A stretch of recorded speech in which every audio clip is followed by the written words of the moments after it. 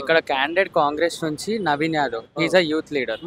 So మనం అర్థం చేసుకోవాల్సింది ఏంటంటే, ఒక యూత్ని ఈరోజు ఫ్యూచర్లో మనం దాన్ని ముందుకు తీసుకెళ్తే రేపు ఫ్యూచర్లో మంచి డెవలప్మెంట్ ఏరియా కానీ అన్ని విధాలుగా రేపు రాబోయే రోజుల్లో ఫ్యూచర్లో యూతే కాబట్టి 100% యూత్ కాంగ్రెస్ లీడర్ ఎవరైతే నవీన్ యాదవ్ ఉన్నారో ఆయనే గెలవాలి.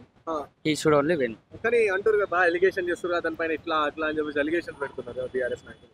ఇప్పుడు అలిగేషన్స్ అంటే ఇప్పుడు వాళ్ళు ఏదో ఒకటి తప్పుడు ప్రచారాలు చేయాలి, కాంగ్రెస్ క్యాండిడేట్ విన్ అవ్వద్దు, ఇక అలాంటివి సృష్టించాలి, తప్పుడు వాగ్దానాలు చేయాలంటే ఇక ఇలాంటివి చేస్తూనే ఉంటారు. అది పబ్లిక్ పట్టించుకోరు.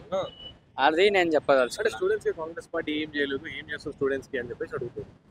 ఏం చేయందే గవర్నమెంట్ వచ్చిందా? అందరు యూత్ అందరు కలిసే కదా ఓటేస్తే కాంగ్రెస్ పార్టీ విన్ అవ్వడం జరిగింది, రేవంత్ రెడ్డి గారు సీఎం అవ్వడం.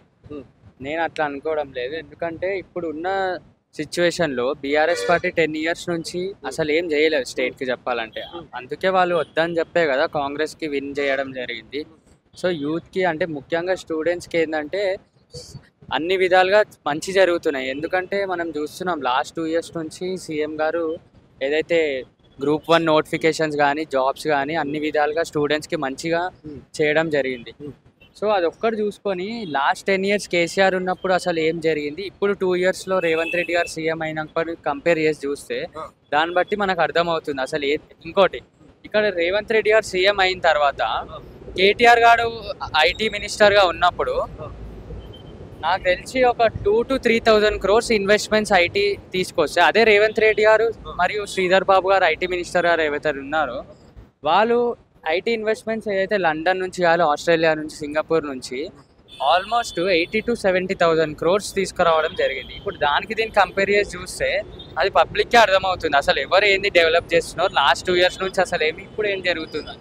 సో అది నా ఇంటెన్షన్, అది నా ఒపీనియన్. చాలా చాలా అద్భుతంగా. ఎందుకంటే ఇప్పుడు మన హైదరాబాద్కి ఐటీ ఇన్వెస్ట్మెంట్స్ చాలా అన్ని రకాలుగా మంచి జరుగుతున్నాయి. ఐటీ డెవలప్మెంట్ అదే బయట ఇష్టం వచ్చినట్టు బీఆర్ఎస్ వాళ్ళ ఐటీ డౌన్ఫాల్ అయింది అది అని చెప్తుంటారు, కానీ అవన్నీ చాలా తప్పుడు వాగ్దానాలు. ఐటీ విధంగా చూస్తే అని ఇన్వెస్ట్మెంట్స్ చాలా కంపెనీస్ కానీ అప్రోచెస్ చాలా మంచిగా జరుగుతున్నాయి. From the each and every country there are many IT companies which are approaching to our Hyderabad city to develop.